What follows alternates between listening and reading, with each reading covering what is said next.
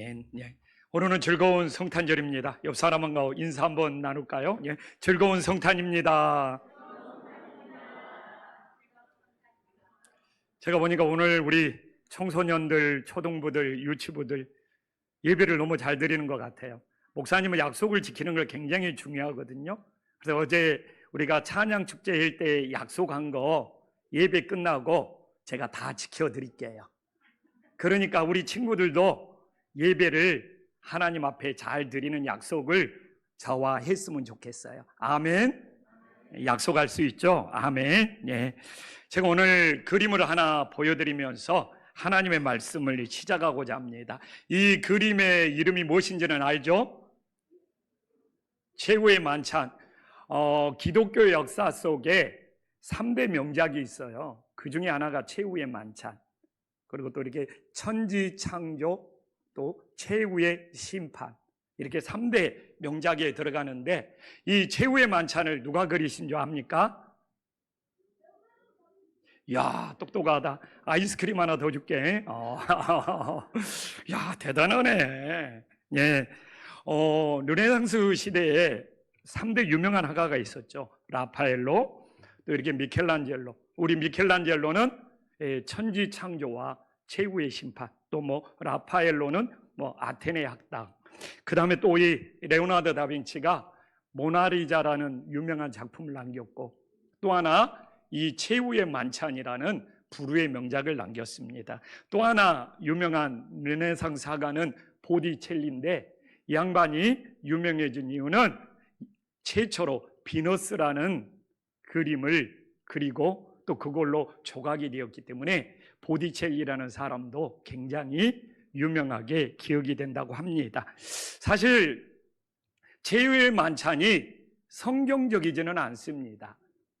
유대인들은 좌식 식사를 하기 때문에 이 그림대로 식사하지 않아요. 이 다빈치가 로마 시대의 사람이기 때문에 유대인의 식사를 로마 식사로 바꿔버렸습니다. 근데 그럼에도 불구하고 이 그림이 불후의 명작이 될 수 있었던 이유가 있어요. 원래는 유대인의 식사를 로마인의 식사로 바꿨으면 사람들이 거부 반응이 생길 텐데, 그래도 이 그림을 너무나 많은 사람들이 사랑합니다. 이 그림에는 숨은 의미가 많이 담겨져 있습니다. 창문 3개가 삼일체 하나님을 의미하고 있고, 제자들이 4그룹으로 나눠진 것이 사복음서를 의미하고 있고, 또 양쪽에 6문이 천국의 12문을 상징하고 있는 굉장히 의미가 있는 그림이고, 예수님이 이 중앙에 이 삼각법으로 정중앙에 자정하고 있고, 그리고 최초로 다빈치가 원근법을 도입해서 단지 색채의 원근뿐만 아니라 이 빛이나 음영이나 정말 대단한 그림의 원근법을 도입해서 정말 명암이 잘 조화를 이루는 작품입니다. 그러나 그것보다 이 그림이 더 위대한 이유는 12제자를 누가 봐도 그 특징을 보고 다 알아맞힐 수 있어요. 우리는 이 그림을 보면서 가룟 유다는 이 오른손으로 돈깨를 붙잡고 있다는 것을 여러분들이 세심하게 찾아보면 찾을 수가 있어요. 야, 최후 만찬에서 가룟 유다는 여전히 이렇게 돈보따리를 오른손으로 붙잡고 있다는 거. 그 뒤편에 베드로는 나이프, 칼을 들고 있고 요한에게 귓속말을 하고 있습니다. 그리고 의심 많은 도마는 손가락을 하늘로 가리키고 있다는 것을 보이고 있고, 그 옆에 세베대의 아들 야고보는 본인이 예수님을 지키려는 듯 양팔을 벌리고 있고, 그 세베대의 아들 야고 옆에 빌립은 내가 예수님을 팔자가 아니라고, 나는 아니라고 빌립은 이렇게 자기 자신이 호소하고 있고, 안드레는 누구지 하면서 베드로 옆에서 양손을 흔들고 있고, 그래서 다 말할 수 있는데 이 정도 하겠습니다. 그래서 이 그림은 유명하게 돼요. 그러나 제가 모순이 있다고 그랬잖아요. 유대인의 식사가 로마인의 식사로 바뀐 것이 모순임에도 불구하고 불후의 명작이 되었는데, 또 하나의 모순이 있어요. 원래 이 최후의 만찬에는 지금 예수님 오른손에 은잔이 들려 있었습니다.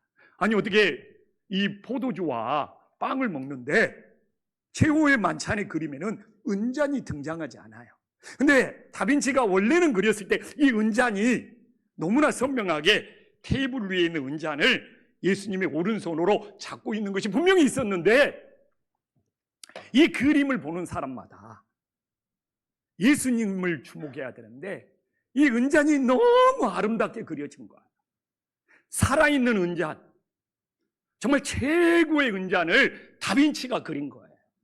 그래서 사람마다 예수님께 주목해야 되는데 이 은잔에 주목하니까 다빈치가 마음을 먹고 이 은잔을 쥐어버렸습니다.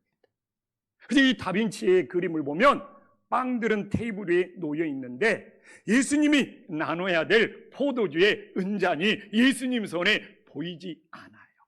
그래서 이 최후의 만찬을 통하여 다빈치는 우리들에게 메시지를 전하고 있어요. 오직 예수님께만 집중해야 한다. 우리는 성탄을 맞이했습니다. 저는 성탄에 예수가 아닌 것들이 판을 치고 있고 주인 노릇하고 있고 설치고 있습니다. 오늘 정말 우리 주변에 있는 모든 것들을 걷어내고 다빈치가 은잔이 중심이 되면 안 된다고 그렇게 잘 그렸던 은단을 지워버리고 정중앙에 있는 예수님만 주목해라고 한 것처럼 오늘 우리가 이 성탄에 나는 진정 예수님을 주목하고 있는지, 그 예수님만 바라보고 있는지, 그 예수님을 내 안에 왕으로 모셨는지 돌아보면서 진정한 성탄의 의미를 돌아볼 수 있는 은혜로운 성탄절이 될 수 있기를 간절히 소망합니다.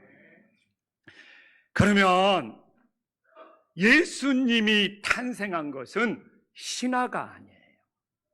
근데 우리나라는 그때가 삼국시대가 시작이 되기 전에 부족 국가였기 때문에 우리 한반도에는 신라는 알이 깨고 나왔다는 박역것의 신화라든지 또 고려의 주몽 신화라든지, 사실 한반도는 예수님이 태어난 시기에 고구려나 신라나 백제를 만들었던 탄생 신화가 사실 판을 치고 있었던 시대입니다.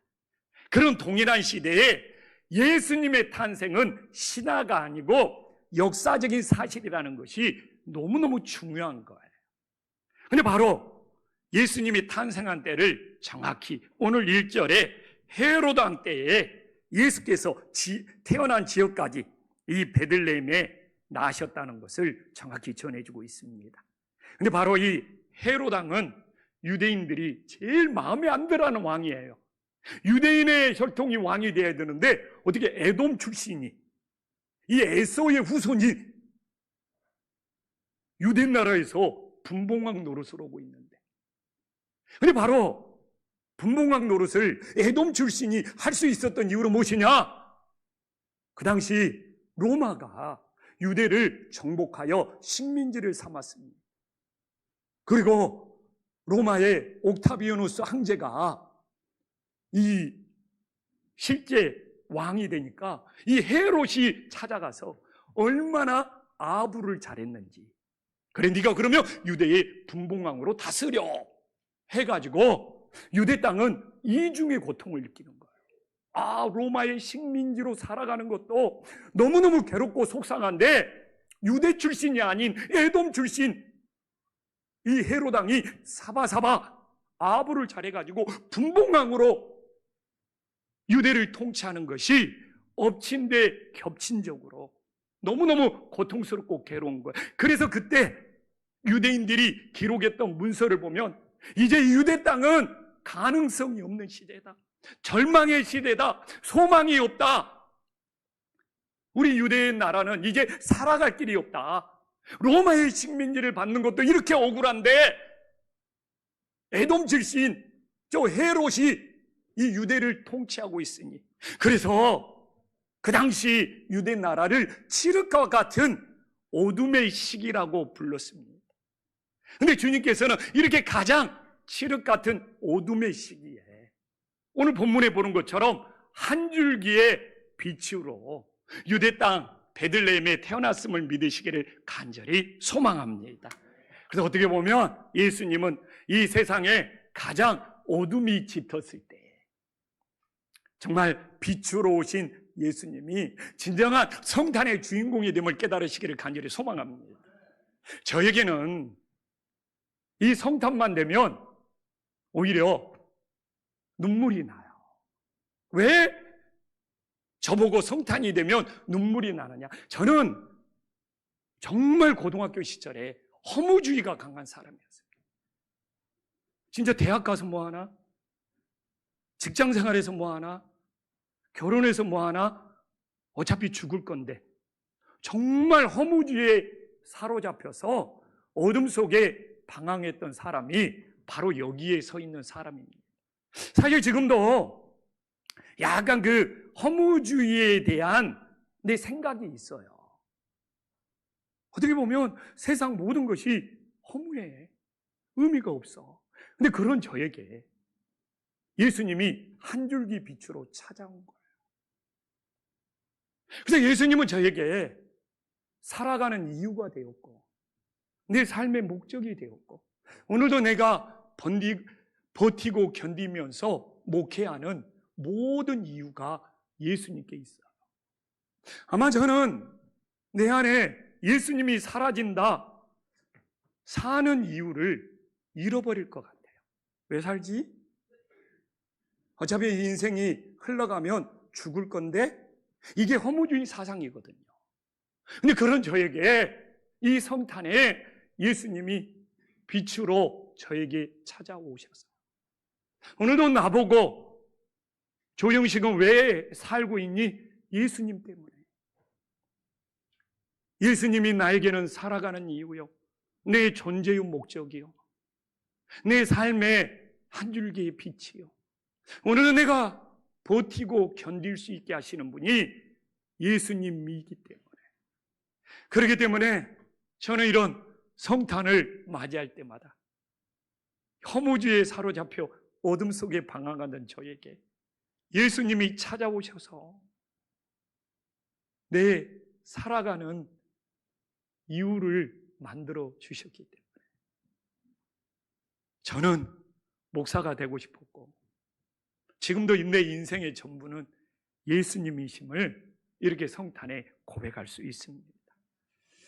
우리는 오늘 모두 성탄을 맞이했습니다. 우리 성도님들은 이 성탄에 나에게 찾아오신 예수님이 어떤 의미가 있습니까?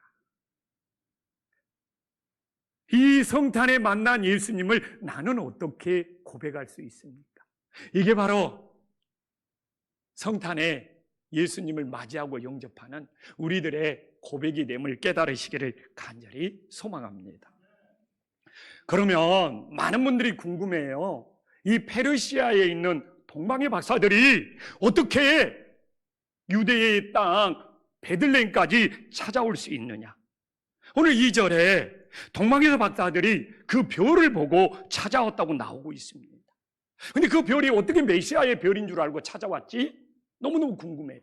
그런데 이스라엘 백성들이 바벨론에 멸망하고 포로로 잡혀갔는데 유대인들은 포로로 잡혀갈지라도 디아스포라, 유대인의 공동체를 만들고 말씀을 연구하는 시나고그 회당을 세워서, 그래서 유대인들이 흩어져 있는 모든 지역에서는 이렇게 시나고그 회당 속에서 디아스포라, 유대인의 공동체를 형성하고 말씀을 연구하고 지키는 그런 일들을 했던 것이죠. 그래서 당연히 바벨론에도 포로로 잡혀온 유대인들이 디아스포라, 유대인의 공동체를 만들고 회당에서 말씀을 연구하고 기도하고 지키는 그런 삶을 이어갔을 때 바로 이 동방의 박사들이 그렇게 디아스포라 공동체에서 메시아 탄생에 대한 이야기를 들었고, 특별히 이 유대인들은 모세오경을 열심히 연구했기 때문에 모세오경 중에 나와 있는 이 민수기에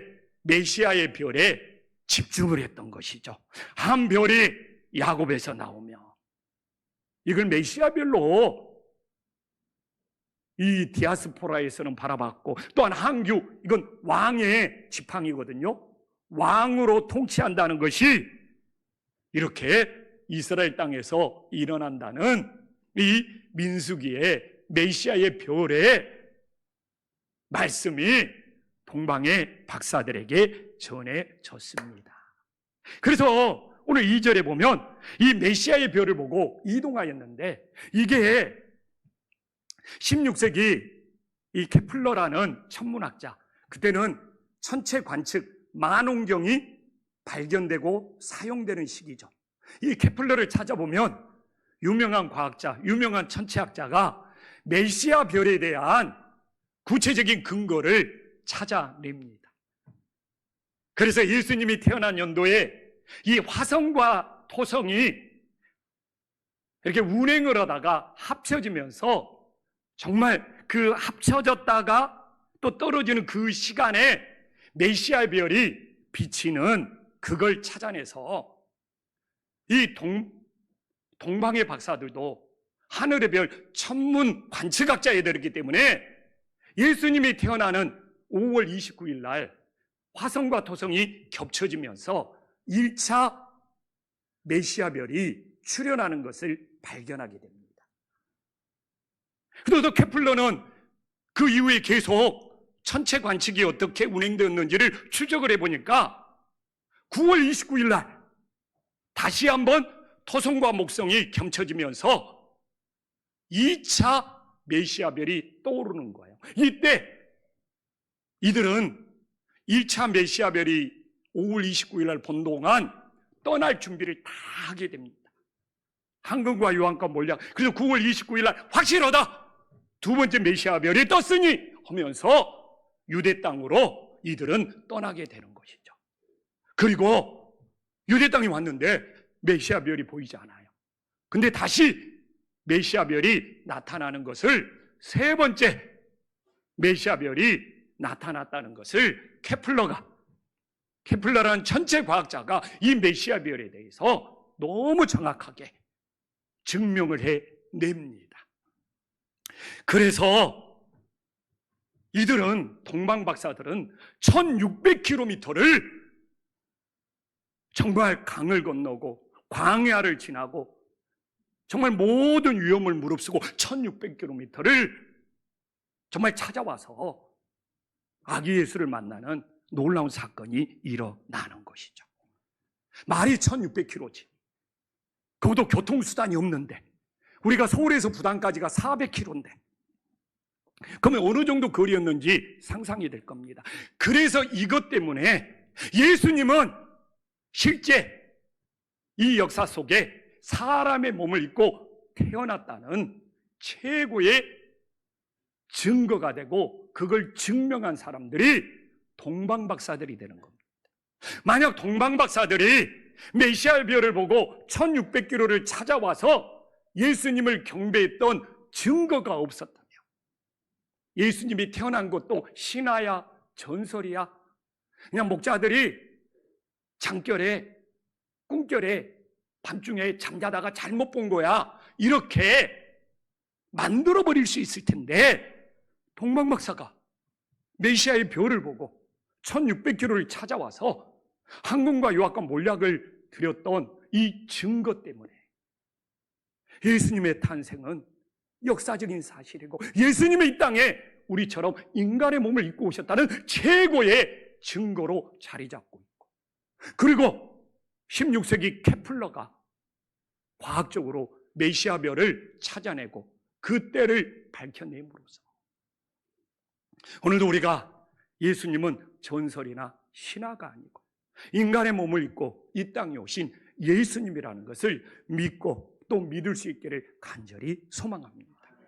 그래서 우리는 동방박사처럼 정말 예수님이 진정한 구주가 되고 진정한 예수가 된다는 것을 증거하는 그런 도구로 사용될 수 있는 믿음의 자녀들이 될 수 있기를 간절히 소망합니다.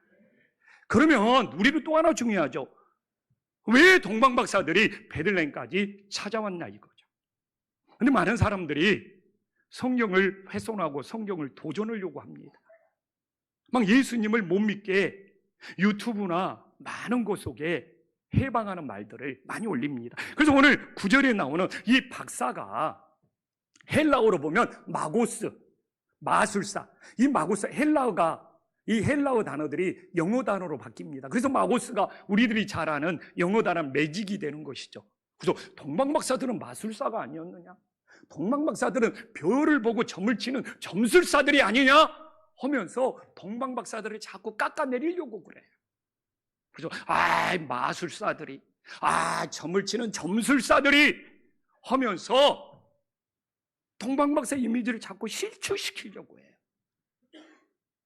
근데 하늘의 별을 관측하는 또 이렇게 천문학자였다는 고백도 하지만 또 성경을 흔들어 버리고 싶은 사람들이 이런 깎아내리는 소리를 지금까지도 끊임없이 해대고 있습니다. 근데 오늘 2절에 보면 어떻게 나와 있죠? 2절에 메시아 대신 예수께 경배하러 왔노라. 그들이 예수님을 찾아온 목적이 너무 분명하다는 거예요. 메시아가 예수님인 줄 알았다. 그리고 그분께 경배하러 왔다. 이 왔노라가 돌아섰다는 거예요. 그저 마술사라게도 괜찮아요. 점술사라게도 괜찮아요. 이방 신들을 섬길 수 있어요. 그러나 메시아를 보고 예수님께 찾아와서는 예수님만이 메시아가 되고 구원자가 된다는 것을 진심으로 경배하는 믿음의 사람으로 변화되었음을 우리들이 고백하기를 간절히 소망합니다. 그래서 이 성탄절은 과거에 내가 어떤 사람이었느냐를 문제 삼는 것이 아니라 오늘 지금 예수님이 메시아가 되고 예수님이 나의 구주가 되어서 진심으로 경배할 수 있느냐, 이게 가장 중요한 일이 됨을 믿으시기를 간절히 소망합니다. 늘 물어보지만 저도 한 줄기 빛이 되신 예수님을 만나기 전에 내가 허무주의로 살았으니까 그때 내 모습을 보면 내 친구들이나 내 가족들이나 누구도 조영식이가 목사가 될 거라고 생각한 사람은 아무도 없었어요. 그러나 메시아가 예수인 줄 알고 그 예수님께 경배한 이후에 내 인생은 완전히 바뀐 거죠. 그래서 성탄은 과거를 문제 삼는 것이 아니라 오늘 지금 예수님이 메시아가 되는 줄 알고 진정 경배하느냐, 이게 성탄의 진정한 의미가 됨을 믿으시기를 간절히 소망합니다. 그러면 동방박사들이 1600km를 정말 걸어서 찾아왔는데 당시 종교 지도자들과 동방박사들은 어떤 차이가 있는지를 우리가 묵상해 봐야죠. 오늘 2절하고 5절에 보면 지금 별을 잠시 잃어버렸어요. 지금 1차 메시아 별이 나타나고 2차 메시아 별이 나타나서 찾아왔는데 잠시 잃어버렸어요. 그리고 다시 3차 메시아 별이 다시 나타나게 되는 거죠. 이게 2차 메시아 별과 3차 메시아 별 사이에서 메시아 별을 잠시 잃어버리다 보니까 오늘 2절에 유대인의 왕으로 나십니까? 누구냐고 물어봤는데, 아니 어떻게 당시 대제사장, 정말 종교 지도자들은, 서기관 바리새인들은 미가서 5장 2절에 나오는 예수님이 베들레헴에서 탄생한다는 것을 왜 이렇게 정확히 알고 있어요? 그러나 이렇게 성경 지식을 정확히 알고 있는 대제사장, 이 종교 지도자들은 그 누구도 베들레헴에 예수님께 경배하러 가지를 않습니다. 오직 동방의 박사들만 베들레헴까지 가서 예수님을 경배해요. 베들레헴과 예루살렘의 거리는 8km밖에 안 됩니다. 심리, 우리 장로님들한테 물어보니까 걸어서 얼마나 걸려요 하니까 2시간 걸린다고 그러더라고요. 근데 동방박사들은 말을 타고 왔으니까 절반 시간도. 그러니까 종교 지도자들도 맘만 먹으면 8km 떨어져 있는, 걸어서 2시간도 안 되는 베들레헴에 가서 경배할 수 있는데, 이렇게 성경 지식을 정확히 알아도 그 누구도 경배하러 가지 않고 오직 동방의 박사들만 심리 떨어진 베들레헴까지 찾아가서 경배하고 있음을 우리들에게 보여주고 있습니다. 오늘날도 성경을 많이 아는 것도 중요하지만 오늘 이 동방의 박사들처럼 내가 알고 있는 성경의 말씀을 따를 수 있느냐, 내가 알고 있는 성경의 말씀을 순종할 수 있느냐, 그래서 이 성탄절에 정말 예수님의 탄생을 지식적으로만 알고 있는 것이 아니라 이 땅에 오신 예수님을 순종하면서 따를 수 있는 믿음의 자녀들이 될 수 있기를 간절히 소망합니다. 또 한 번 봐보십시오. 동방박사들이 찾아봤을 때 또 다른 반응이 나오죠. 3절에 보면 헤롯 왕과 온 예루살렘 사람이 듣고 소동했어요. 아니, 기뻐하고 감사해야 되는데 소동했다는 건 뭡니까? 내 걸 빼앗길까 봐. 헤롯 왕은 혹시 자신의 왕의 자리를 빼앗길까 봐. 종교 지도자들도 자기가 종교적인 권위자인데 예수님 때문에 그걸 빼앗겨 버릴까 봐 소동이 일어나고 혼란이 일어났다고 나오지 않습니다. 성탄에 자신의 기득권, 자신이 가지고 있는 것, 자신의 소유한 것을 지키려고 했던 사람은 예수님이 오신 것이 하나도 안 기뻤어요. 오히려 혼란스럽고 혹시 자신의 것을 빼앗길까 봐 이렇게 혼란스러운 소동이 일어났음을 보여주고 있습니다. 그러나 오늘 우리가 10절에 봤지만 우리 동방박사는 크게 기뻐하고 기뻐했어요. 사실 페르시아에서 떠날 때 그들은 모든 걸 포기하고 떠났어야 됩니다. 아기에서 성탄을 맞이할 때 동방박사들이 선물을 받으러 왔냐고요. 예수님께 선물을 드리려고 온 거지.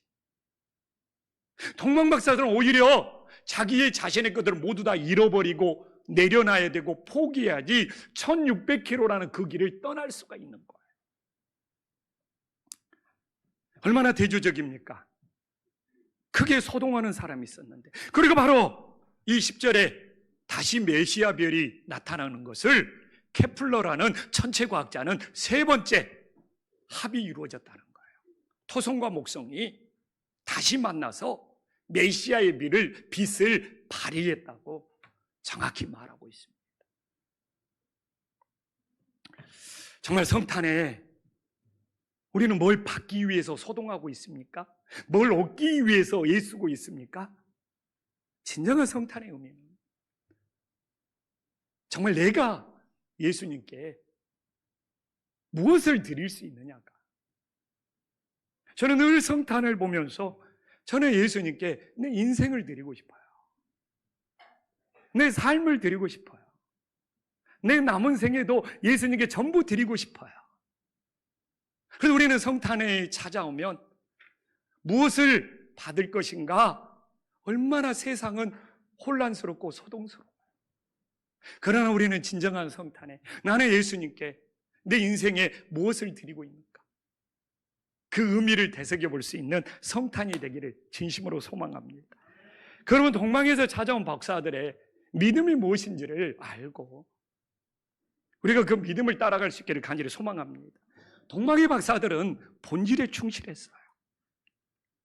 10절에 보지만 그 별은 안내자인 거예요.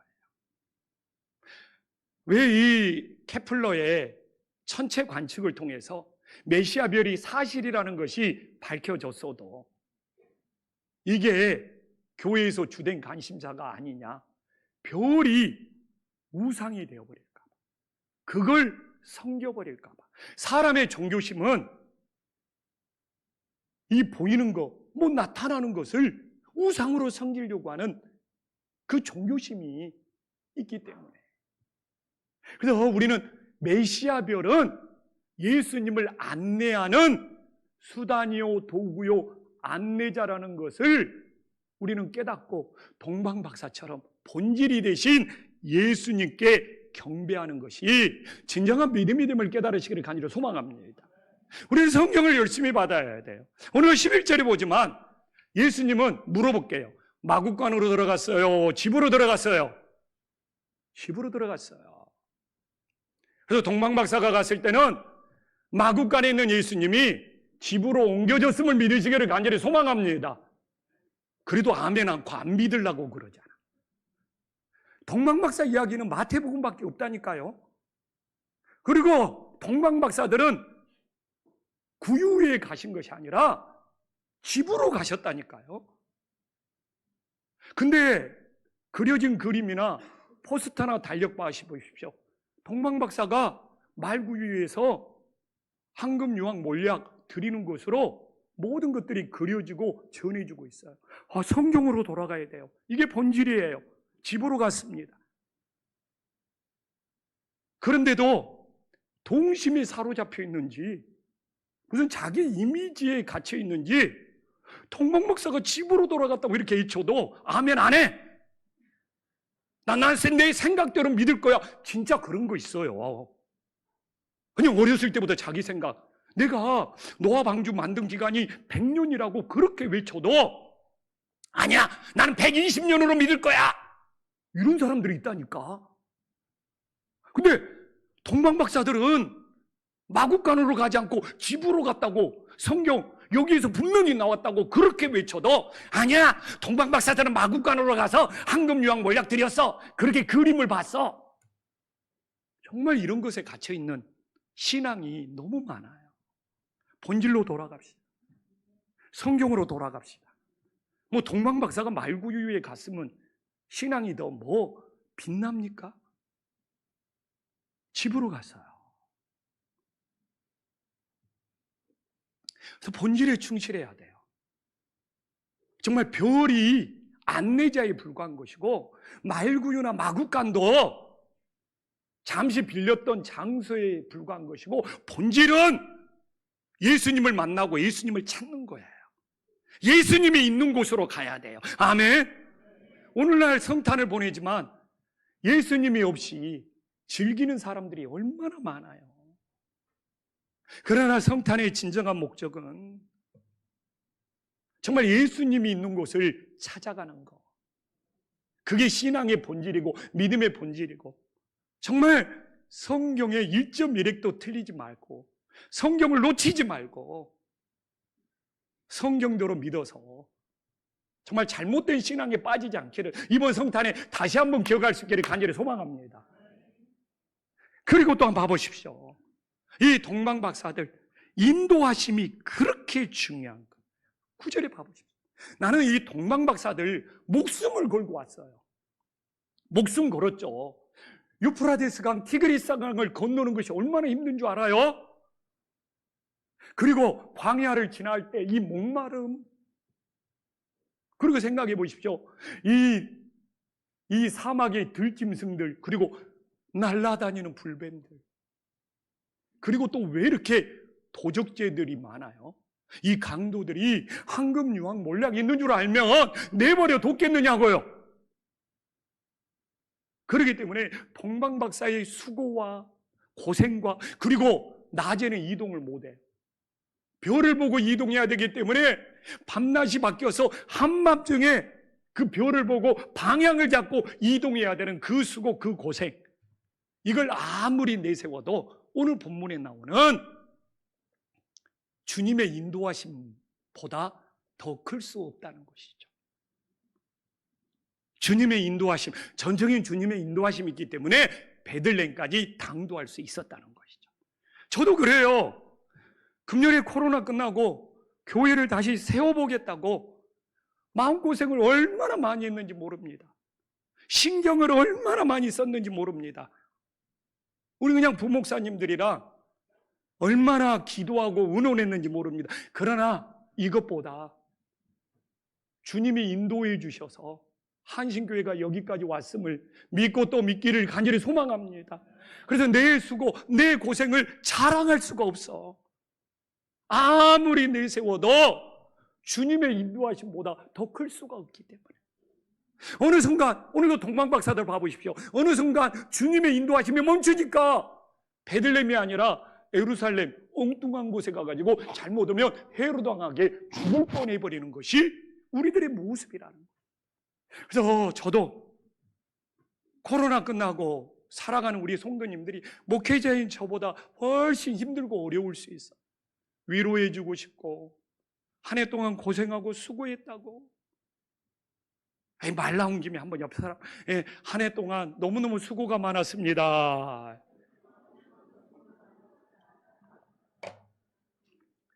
우리 정말 청소년 친구들도 힘들어요. 학교 생활이. 우리 초등부는요, 엄마가 학원 뺑뺑이 돌리는 것이 얼마나 힘든 줄 알아요? 응? 우리 어른들이 힘든 것보다 더 힘들 수도 있어요. 응? 내가 누구를 위해 사냐? 응? 엄마 뺑뺑이 돌림에 살아가고 있느냐? 그런 고민들이 문득문득 찾아오고. 그러나 아무리 우리의 것을, 우리의 수고를 애씀을 내세우고 싶어도 충분히 있음에도 불구하고 어느 순간 하나님의 인도하심이 없었다면 우리가 여기에 있을 수가 없는 것이죠. 그래서 주님께서 우리의 수고와 애씀을 충분히 위로해 주시지만 또한 내 인생은 모든 순간순간 하나님의 인도하심 없이는 살아갈 수 없다는 것을 고백하는 성탄이 되기를 간절히 소망합니다. 이제 마무리할게요. 동방 박사들은 보배합을 열어서 오늘 11절에 보면 세 가지 예물을 드렸습니다.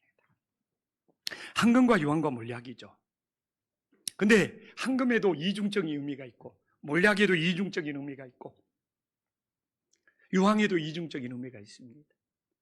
근데 예수님께 관련된 의미는 다 알아요. 근데 나에게 관련된 의미는 고민이 없어요. 그래서 황금은 예수님의 영원한 왕권, 예수님이 왕으로 오신다는 것을 고백하는 것을 다 알아요. 그러면 나에게는 이게 주님께 적용되는 것도 있지만 나에게, 그러니까 신앙이 사실 허당이 되어버리는 거예요. 나에게는 이 황금이 영원히 변치 않는 믿음이 됨을 깨달으시기를 간절히 소망합니다. 그래서 세례받는 우리 친구들도 황금의 보배합을 열어야 돼요. 예수님이 내 인생의 영원한 왕이 되심을 고백할 뿐만 아니라 나 역시 황금처럼 변함이 없는 믿음을 지켜가겠다는 이 고백이 진정 황금의 보배합을 여는 것이 됨을 믿으시기를 간절히 소망합니다. 그러면 유황의 보배합은 무엇입니까? 유황은 거룩한 거예요. 유황은 성전에서 사용하면서 빛을 밝히는, 그래서 이 유황은 예수님이 신성, 거룩한 신, 하나님의 아들로 왔다는, 정말 이 유황의 고백이 거룩한 하나님의 아들로 왔다는 예수님의 신성을 고백하는 위대한 고백입니다. 그러면 나에게는 이게 없다는 거예요. 그래서 제가 황금, 유황, 몰약, 예수님께 관련된 의미는 설교되어 있고 다 알고 있기 때문에 또 할 필요가 없는 거죠. 그러나 그게 나에게는, 이 유황은 계시록에도 나오지만 우리의 기도의 향기가 됨을 믿으시기를 간절히 소망합니다. 그래서 계시록에 우리가 기도를 하면 이 유황 같은 우리의 기도를 천사들이 담아다가 예수님께 올려드리는 그 성경의 말씀이 나오잖아요. 그래서 이 유황이 예수님께서는 거룩한 신의 아들로, 하나님의 아들로 오신 신성을 고백한다고 나에게는 그 신이 되신 주님께 향기로운 기도를 드리는 보배합이 됨을 믿으시기를 간절히 소망합니다. 그러면 몰약은, 이 몰약은 시체가 썩지 않도록 사용하는 방부제잖아요. 그러니까 예수님이 십자가에 죽으셔서 내 죄를 사해주는, 그래서 십자가에 죽고, 그래서 예수님의 인성, 인간의 몸을 입고 왔기 때문에 십자가에 죽으셔서 죽을 때 이 몰약, 아리마대 사람 요셉이 몰약을 사용하여 예수님의 장례를 치르는 것이 나옵니다. 그래서 십자가에 죽으시기 위해서 인간의 몸을 입고 오신 예수님의 인성. 그럼 우리에게는 무엇입니까? 이 부패한 세상 속에 우리들이 썩지 않고 부패하지 않고 하나님의 사명을 붙잡고 살아가는 것이 됨을 믿으시기를 간절히 소망합니다. 근데 제가 가슴이 아픈 것이, 황금은 예수님이 왕으로 오셨고 유황은 예수님이 거룩한 하나님의 아들로 오셨고 몰약은 예수님이 십자가에 죽으시기 위해서 인간의 인성을 입고 오셨다는 고백은 하는데 나에게 그 의미가 없다는 것이죠. 그래서 이제 우리는 황금을 통해서 예수님이 왕도 되시지만 내가 영원히 변치 않는 믿음도 가지고, 또한 유황을 통해서 예수님이 거룩한 신성도 되시지만 내가 유황과 같은 향기로운 기도를 드리고, 또한 몰약이 십자가에 죽으신 예수님의 인성도 되시지만 나에게는 이 세상에서 부패하지 않고 주님의 사명을 붙잡고 살아갈 수 있는, 나의 보호법이 될 수 있는 놀라운 은혜의 역사가 있기를 간절히 소망합니다.